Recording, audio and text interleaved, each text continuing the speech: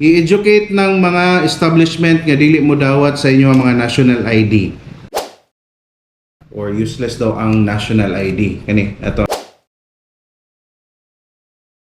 gimol ako gamayng video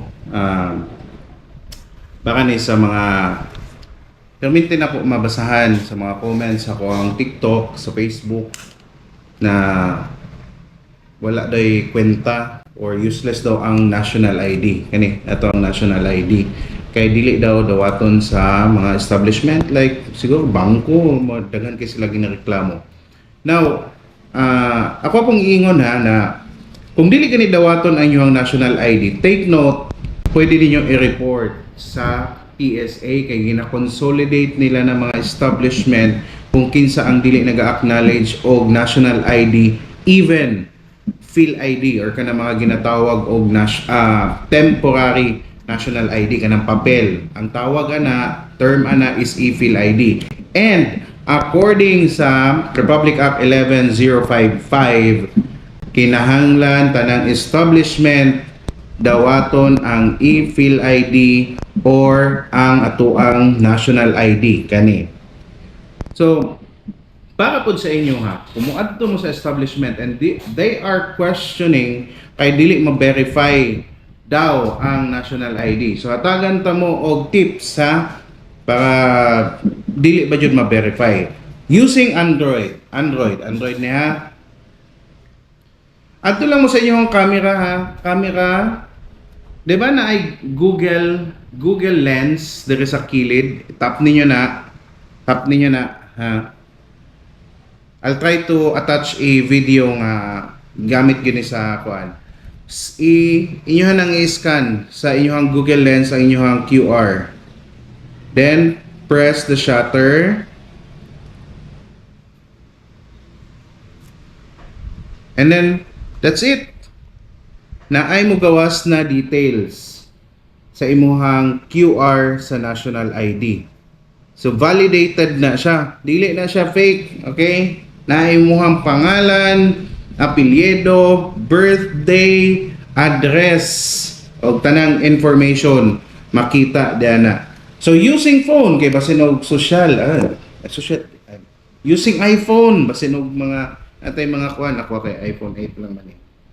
Pwede gihapon nato na siya ma-verify sa imong kuan or dagdag lang nako ha kung di mo ganahan og kanang sa inyong camera, download any apps nga scanner. Nakoy scanner dire, barcode scanner or QR. Daw nakoy QR. Barcode scanner kani, barcode scanner. So, okay. So i-scan ako siya using the barcode scanner. So using the barcode scanner, so na mo gawas details. Kompleto ang details, pangalan, apelyido, middle name, sex, and then napay birthday o mga address, pati ang inyong ID number kaning naay code diri sa taas. Makita diyan na sa kung inyong i-scan via barcode or QR scanner. So let's proceed. Gamito na to basin og kanang dili Android ay inyong gamit, iPhone ang gamit. Sa iPhone pod pwede ninyo gamiton ang inyong camera. Nako sa camera ha.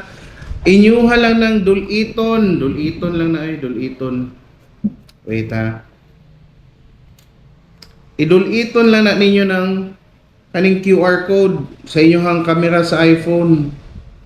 Let's see. Yung pop-up din siya. Pero kailangan ninyo og internet. Ha? Kailangan ninyo og internet. Kailangan ninyo og internet para mo pop up ang details sa Safari. So, naagi hapon, pangalan, apelyido, middle name, sex, birth date, and TCN or murag ka ng control number ni siya. PhilID control number. Okay? So, i-educate ng mga establishment nga dili mo dawat sa inyo ang mga national ID. Alright? Daghang salamat. O kung nakatabang, kung nakatabang ni nga video, please share it and please follow my page. Mamang Cartero TV Official, YouTube, Mamang Cartero TV. Daghang salamat.